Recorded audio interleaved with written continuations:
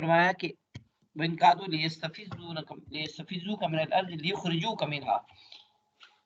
اگر یہ آپ کو مکہ سے نکالنے کی پوری تیاری کر چکے ہیں تو آپ کے مکہ سے نکلنے کے بعد کوئی زیادہ عرصہ یہ بھی نہیں رہیں گے. لا يلبسون خلافك الا قليلا، یہ آپ کے بعد زیادہ عرصہ نہیں، مکہ میں یہ بھی نہیں رہ سکیں گے. اور ساتھ ہی بتا دیا سنت من قد ارسلنا قبلک من رسولنا، آپ سے پہلے بھی ہمارا یہی ترتیب رہی ہے، ہمارا یہ طریقہ رہا ہے کہ کسی بستی سے جب کوئی پیغمبر ہجرت کر کے مستقل چلا جائے تو پھر اس بستی کو ہم زیادہ عرصہ چھوڑتے نہیں ہیں. اس آیت کے اندر حضرت محمد عربی صلی اللہ علیہ وسلم کی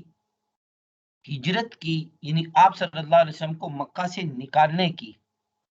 جو کفار کی کوشش اور ان کی جو چال تھی اس کا تو ذکر ہے، لیکن قرآن نے اس بات کے ساتھ نفی نہیں کی کہ آپ کو نکال نہیں سکیں گے، بلکہ اس کے اوپر ایک وعید سنا دی کہ اگر آپ کو نکال دیا گیا تو پھر آپ کے بعد یہ زیادہ عرصہ رہ نہیں سکیں گے. جسے پتہ چلتا ہے کہ حضور اکرم صلی اللہ علیہ وسلم کو اس بات کی پہلے سے خبر دی جا رہی ہے کہ آپ کو ان قریب مکہ سے چھوڑ کے جانے کا حکم مل جائے گا، آپ کو یہاں مکہ سے جانا پڑے گا. اور پھر وہی ہوا کہ حضور اکرم صلی اللہ علیہ وسلم کے اوپر ہجرت کا حکم آ گیا اور آپ صلی اللہ علیہ وسلم مکہ چھوڑ کے ہجرت کر کے مدینے کی طرف چلے گئے. آج کی جو آیات ہیں ان آیات کے اندر ہجرت کے وقت حضور اکرم صلی اللہ علیہ وسلم کی زبان سے کی گئی ایک دعا، اور وہ دعا بھی وہی جو اللہ تعالیٰ نے حضرت محمد عربی صلی اللہ علیہ وسلم کو بذریعہ وحی سکھائی کہ آپ یہ کام کریں، یہ والی دعا پڑھیں. اور ساتھ پھر اسے اگلی آیت جو آیت نمبر 81 ہے، اس کے اندر حضور اکرم صلی اللہ علیہ وسلم کو ایک بہت بڑی بشارت بھی دی ہے. ان آیات کے اندر اصل مضمون یہ چل رہا ہے کہ ہجرت سے پہلے حضور صلی اللہ علیہ وسلم کو تکالیف، پھر ہجرت کا حکم، اور پھر ہجرت کے بعد آگے مدینہ کی سرزمین پہ آپ کا جو اعزاز تھا وہ. لیکن درمیان میں ایک دو آیات کے اندر حضور اکرم صلی اللہ علیہ وسلم کو ایک سہارا تسلی دینے کے لیے یہ بتایا گیا کہ محمد صلی اللہ علیہ وسلم اگر یہ اگرچہ یہ آپ کو یہاں ستا رہے ہیں لیکن ان کے ستانے کا یہ مطلب نہیں ہے کہ آپ کوئی معمولی ہستی ہے. کسی نے آپ کو اگر آپ پہ ظلم کیا، آپ کو زخم دیے، آپ کو مارا پیٹا، تو اس کا یہ مطلب تو نہیں ہے کہ آپ کوئی معمولی ہستی ہے. آپ تو اتنی عظیم ترین ہستی ہے، پھر بھی کہ آسا یا باسا کا ربو کا مقام محمودہ، آپ کو تو رب نے مقام محمود تک پہنچانا ہے، بس آپ مجھ سے تعلق جوڑے رکھیں. اقیم الصلاۃ لدلوک الشمس، نماز پڑھتے رہیں، ومن اللیل فتہجد بھی، بس تہجد پڑھتے رہیں. یعنی لوگوں کے ظلم اور ستم سے آپ اکتا کے، یا جو لوگوں کے ظلم و ستم سے تنگ آ کے کہ اللہ کی طرف اپنی توجہ کو نہ ہٹا دینا. اگر ایسا کرو گے تو یا باسا کربو کا مقام محمودہ، جب آپ اس طرح رہیں گے کہ لوگ بے شک ظلم کرتے رہیں لیکن اللہ سے اپنا تعلق مضبوط رکھنا ہے، اللہ آپ کو بہت بہترین مقام تک پہنچا دے گا. یہ درمیان میں دو تین آیات کے اندر اس چیز کا ذکر تھا کہ اگرچہ یہ آپ کو آپ میں ظلم کر رہے ہیں لیکن آپ تو عظیم ذات ہیں. یا باسا کربو کا مقام محمودہ، آپ مقام محمود پہ، یعنی اس مقام پہ آپ کو پہنچائے جائیں گے جس مقام پہ کوئی اور پیغمبر بھی نہیں جا سکا آج تک. یہ حضور اکرم صلی اللہ علیہ وسلم کی کو ایک اعتبار سے آپ یوں کہ سمجھیں کہ کفار کی طرف سے دی جانے والی تکالیف کے بدلے میں ایک حوصلہ، ایک سہارا، ایک بشارت اور ایک محبت کا اظہار ہو رہا تھا. یہ کچھ ہونا آپ کے ساتھ. اور ساتھ آج کی آیات کے اندر اسی پچھلے آیت کو آگے تمہید کے طور پر ذکر کر آگے اس کے تکمیل اور تتمہ کے طور پر ذکر، آپ کو مکہ سے نکالنا ہی چاہتے ہیں اور آپ یہاں مکہ سے آپ کو جب حکم ملتا ہے یہاں سے چلے جائیں تو آپ یہ دعا پڑھتے رہیں، رب ادخلنی مدخل صدق واخرجنی مخرج صدق واجعل لی من لدنک سلطانا نصیرا. رب ادخلنی مدخل صدق، اے اللہ جب جس شہر میں تو مجھے داخل کرے گا، مدخل صدق، اس شہر کے اندر میرا داخل ہونا خیریت کے ساتھ ہو. جس شہر میں مجھے تو داخل کرے گا اس شہر کے اندر داخل ہونا میرا خیریت کے ساتھ ہو. وَأَخْرِجْنِي مُخْرَجَ صِدْقٍ، اور اس بستی سے جو مجھے تو نکالے گا اس بستی سے نکلنا بھی میرا خیریت کے ساتھ ہو. جس بستی میں داخل کرے گا اس سے مراد تو مدینہ منورہ ہے، اس وقت اس کا نام یثرب تھا. کہ اللہ مجھے جو یثرب کے اندر داخل کرے گا میرا داخل ہونا خیریت کے ساتھ ہو، اور مکہ کی سرزمین سے جو مجھے تو نکالے یہ میرا یہاں سے نکلنا یہ بھی خیر و عافیت کے ساتھ ہو جائے، یہاں سے نکلتے ہوئے بھی کوئی اس طرح کا ناخوشگوار واقعہ نہ پیش ہو جائے، اور مدینہ کی سرزمین کے اندر اللہ جب تو مجھے داخل کرے تو وہاں میرا داخل کرنا بھی یہ بھی ایک ایسا عمل ہو کہ خیر و عافیت کے ساتھ ہو جائے، کوئی ایسا ناخوشگوار واقعہ پیش نہ ہو جائے جب مدینہ کے اندر داخل ہو جاؤں۔ اور پھر مکہ سے مدینہ کی طرف لے کے جانا حضور اکرم صلی اللہ علیہ وسلم کو اصل میں ایک آپ صلی اللہ علیہ وسلم کے اوپر ایک مزید آگے اسلام کی تقویت کے لیے مزید آگے کام کروانے تھے، اور وہ کیا تھا؟ ایک اسلامک اسٹیٹ کا قیام جو مکہ میں نہیں ہو سکا تھا، مدینہ منورہ کے اندر جا کے ایک باقاعدہ سے ایک ریاست، ایک حکومت اور ایک الگ مسلمانوں کا ایک ملک قائم کرنا، یہ وہ اصل مقصد تھا مدینہ منورہ کی سرزمین کے اوپر، اور یہ ایک مشکل ترین کام ہے، ایک مشکل ترین کام ہے، پوری دنیا کے تمام تر قوتوں کو ایک اعتبار سے چیلنج کرنا تھا اپنے جو ایک نظام، ایک سسٹم، ایک حکومت، ایک ریاست قائم کر کے، یہ ایک مشکل ترین کام تھا۔ اس کام کے لیے حضور اکرم صلی اللہ علیہ وسلم دعا مانگ رہے ہیں کہ وجعل لی من لدنک سلطانا نصیرا، اے اللہ تو اپنی طرف سے میرے لیے کوئی مددگار بنا دے، میرے لیے کوئی مددگار بنا دے جو میری مدد کرے، حکومت کی بنیاد کے اوپر میری کوئی مدد کروا دے۔ اور یہی ہوا کہ حضور اکرم صلی اللہ علیہ وسلم کا مدینہ سے مکہ سے مدینہ کی طرف ہجرت کرنا اس انداز سے بن گیا کہ آپ صلی اللہ علیہ وسلم مدینہ منورہ کے اندر داخل ہو رہے ہیں تو آپ کا استقبال بادشاہوں کی طرح ہو جاتا ہے،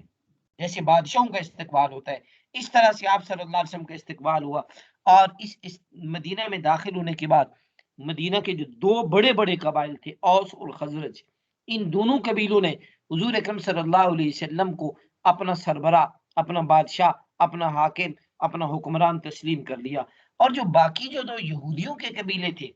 ان یہود کے قبیلوں نے آپ صلی اللہ علیہ وسلم کے ساتھ کچھ معاہدہ کر کے، کچھ ایگریمنٹ کر کے، اس ایگریمنٹ کے تحت وہ وہاں مدینہ کے اندر ہی رہنے لگے، کچھ معاہدات حضور اکرم صلی اللہ علیہ وسلم کے ساتھ کر کے۔ تو یہ حضور اکرم صلی اللہ علیہ وسلم کو دعا سکھائے گی کہ محمد صلی اللہ علیہ وسلم جب آپ مکہ سے نکلیں، یا جب آپ ابھی آپ کو مکہ سے نکلنے کا حکم ملنے والا ہے، یہ آپ کو نکالنے کی تیاری کر چکے ہیں، تو آپ یہ دعا مانگتے رہا کریں، اور دونوں باتوں میں خیریت ہی رہی۔ مکہ سے جو نکلے کفار تمام تر کوششوں کے باوجود کہ حضور اکرم صلی اللہ علیہ وسلم کو ختم کر دیا جائے گا، ٹھیک اسی وقت حضور اکرم صلی اللہ علیہ وسلم وہاں سے نکل گئے اور کسی قسم کی کوئی تکلیف وہ نہیں پہنچا سکے، اور خیر و عافیت کے ساتھ حضور صلی اللہ علیہ وسلم مدینہ منورہ پہنچ گئے، مکہ سے نکلنا بھی خیریت سے رہا اور مدینہ پہنچنا بھی خیریت سے رہا۔ اس کے ساتھ اسی آیت کے اندر، اسی اگلی آیت کے اندر، اسی موقع کے اوپر ایک خوشخبری بھی سنا دی، اور وہ یہ کہ آپ کا مکہ سے نکل جانا اور مدینہ کی طرف چلے جانا یہ بات ختم نہیں ہوگی، یہاں پہ مڑ کے آپ کو واپس مکہ لایا جائے گا، حق کو ہم غالب کر کے چھوڑیں گے اور باطل کو ہم نے مٹا کے چھوڑنا ہے، حق کا غلبہ ہو کے رہے گا اور باطل کو مٹا کے چھوڑنا ہے۔ اب یہاں دو ریاستیں قائم ہیں، دو اسٹیٹ، دو حکومتیں قائم ہوگی، ایک مدینہ منورہ کے اندر حضرت محمد عربی صلی اللہ علیہ وسلم، اور ایک مکہ کے اندر جو پہلے سے ان کفار مکہ کی ایک ریاست قائم تھی، ایک حکومتی نظام، باقاعدہ ایک حکومتی ڈھانچہ ان کا بنا ہوا تھا۔ اب یہ دو ریاستیں ہیں، ایک طرف حق کی ریاست حضرت محمد عربی صلی اللہ علیہ وسلم، اور دوسری طرف باطل کی ایک ریاست، یہ دونوں آپس میں جب ٹکرانے کے اوپر آئی تو بہت تھوڑا سا ہی وقت لگا کہ حضور اکرم صلی اللہ علیہ وسلم بطور فاتح مکہ مکرمہ کے اندر داخل ہو گئے اور مکہ مکرمہ کو فتح کر دیا، اور یہ فتح کی خبر حضور صلی اللہ علیہ وسلم کو اللہ تعالیٰ نے ہجرت سے پہلے ہی بتا دی تھی، قل جاء الحق وزهق الباطل، آپ کہہ دیجئے ان کو کہ اب حق آیا کہ آیا، اب حق کو غالب کر کے اللہ تعالیٰ رہیں گے، وزهق الباطل، اور یہ جو باطل اتنا سر چڑھ کے بول رہا ہے کہ یہاں سے انبیاء کو، یہاں سے پیغمبر کو، یہاں سے صحابہ کو، یہاں سے ان متقی اور ابرار لوگوں کو مکہ کی سرزمین سے بے دخل کرنے کی کوشش کر رہا ہے، زہق الباطل، اس باطل نے عنقریب مٹ جانا ہے۔ یہی وجہ ہے کہ حضور اکرم صلی اللہ علیہ وسلم جب مکہ فتح ہوا اس وقت آپ صلی اللہ علیہ وسلم جب بیت اللہ میں داخل ہوئے، حضور اکرم صلی اللہ علیہ وسلم کے ہاتھ میں ایک لاٹھی تھی، اور اس لاٹھی کے آگے ایسے لوہا لگا ہوا تھا، حضور اکرم صلی اللہ علیہ وسلم بیت اللہ میں داخل ہوئے تو 360 بت جو بیت اللہ میں رکھے ہوئے تھے، آپ صلی اللہ علیہ وسلم خود اپنے ہاتھ سے ایک ایک بت کے سینے کے اوپر وہ چھڑی مار رہے تھے، جس کے آگے لوہا رکھا ہوتا، چھڑی مارتے وہ گر جاتا، پھر مارتے دوسرے تیسرے، سب کو گرا دیا، اور صحابہ اکرام کو حکم یہ دیا کہ آپ ان سارے کے سارے بتوں کو توڑ دیں۔ قل جاء الحق وزهق الباطل، حق آ گیا، باطل ختم ہو گیا، وکان الباطل زہوقا، باطل نے تو بہرحال ایک دن مٹنا ہی مٹ رہا تھا، باطل نے بہرحال ایک دن ختم ہو جانا ہے، مٹ جانا ہے۔ تو یہ ہجرت سے پہلے ہی حضور صلی اللہ علیہ وسلم کو اللہ تعالیٰ نے یہ بشارت دے دی تھی کہ مکہ ایک دن آپ کے ہاتھوں سے ہم نے فتح کروانا ہے۔ اس آیت کے اندر جو ایک تو دعا ہے، علماء فرماتے ہیں، مفسرین فرماتے ہیں کہ کوئی بھی انسان کسی بھی اہم ترین کام میں، کسی بھی مشکل ترین کام کے اندر جو اس کو ظاہری طور پہ لگ یہ رہا ہے کہ یہ کام کرنا بڑا مشکل ہے، اب مکہ کی سرزمین سے نکلنا، مدینہ کی سرزمین پہ جانا، ایک اجنبی شہر ہے، ایک اجنبی علاقہ ہے، اور وہاں جا کے پھر ریاست قائم کر لینا یہ ایک نہ سمجھ آنے والی بات ہے، انہونی سی بات لگ رہی ہے۔ اسی طریقے سے چاروں طرف سے کفار نے گھیرا ہوا اور یہاں سے خیریت سے بچ کے نکل جانا، یہ ایک مشکل ترین کام تھا۔ اس موقع پہ حضور اکرم صلی اللہ علیہ وسلم کو یہ دعا سکھائی گئی۔ مفسرین فرماتے کہ کوئی بھی انسان کسی اہم ترین کام، کسی مشکل ترین کام، جس کام کے ہونے کے یا جس کام کے کرنے کے ظاہری طور پہ اسباب بھی نظر نہیں آ رہے، انسان یہ سمجھ رہا ہے کہ پتہ نہیں یہ کام مجھ سے ہو سکے، یہ سمجھ رہا ہے کہ کوئی سبب ظاہری نظر نہیں آ رہا ہو سکے، لیکن آدمی کی وہ کام اہم ترین ضرورت ہے، اس وقت یہ دعا پڑھے، اور رب ادخلنی مدخل صدق واخرجنی مخرج صدق واجعل لی من لدنک سلطانا نصیرا۔ یہ دعا اس دور کے اندر انسان کثرت سے پڑھتا رہے، اللہ تعالیٰ اس انسان کی غیب سے مدد فرما کے وہ کام اس کا کروا دیں گے، غیبی طور پہ اس کی ایسی مدد کریں گے کہ یہ انسان خود سوچ بھی نہیں سکے گا کہ اس طریقے سے میری مدد ہو سکتی ہے، یا یہ کام، اس کام کے ہونے کے یہ والے اسباب بھی ہو سکتے ہیں۔ دوسری آیت کے اندر جو اللہ نے فرمایا قل جاء الحق وزهق الباطل ان الباطل كان زهوقا، یہ آیت حضور صلی اللہ علیہ وسلم فتح مکہ کے موقع کے اوپر بتوں کو توڑتے وقت پڑھ رہی تھی، بتوں کو توڑتے ہوئے آپ صلی اللہ علیہ وسلم یہ پڑھ رہے تھے۔ اس آیت سے ایک بات یہ سمجھ آ رہی ہے کہ ہر وہ چیز جو باطل کی، کفر کی اور شرک کی نشانی ہے، اس شرک اور کفر کی نشانی کو توڑ دینا اور مٹا دینا یہ لازم اور ضروری ہے۔ ایک اہم ترین مسئلے کی طرف جو میں اشارہ کروں گا، جو سمجھنا ضروری ہے کہ ہر وہ چیز جو باطل کی نشانی ہو، جو کفر کی علامت ہو، جو شرک کی نشانی ہو، اس شرک، کفر اور باطل کی اس نشانی کے طور پر جو چیز پہچانی اور سمجھی جاتی ہو، اس چیز کو توڑ دینا اور اس کو مٹا دینا یہ ضروری ہے۔ کان الباطل ان الباطل کان زہوقا، باطل کی ہر ایک چیز اس کو مٹا دینا ضروری ہے۔ اب اس بنیاد کے اوپر اگر آپ دیکھیں، کسی جگہ پہ بت ہوں، ان کو توڑ دینا ضروری ہے۔ اسی طریقے سے کسی بھی جگہ کے اوپر کوئی بت نما جتنی بھی چیزیں ہیں، اس دور میں بتوں میں بت کی کیا چیزیں ہوتی تھی؟ کسی بھی تصویر کا ایک مجسمہ بنا دیا جائے، کسی بھی چیز کا ایک مجسمہ نما، ایک ڈھانچہ بنا دیا گیا بت کی طرح، وہ چاہے کسی انسان کا بنا دیا، چاہے کسی جانور کا بنا دیا، یہ عبادت کے طور پر استعمال ہوتے تھے۔ تو اس طرح کے ڈھانچے بنانا یا اس طرح کے جو کسی چیز کے جو مجسمے بنا لینا اور ان کو گھروں میں رکھنا، یہ تمام کا تمام اسلام کے اندر حرام اور ناجائز ہے۔ آج کل ہم بہت ساری جگہوں پہ دیکھنے میں آتا ہے کہ لوگ ان چیزوں کو جانوروں کے مجسمے بنے ہوئے اور اس کو ڈیکوریشن پیس کے طور پر سجا رہے ہوتے ہیں۔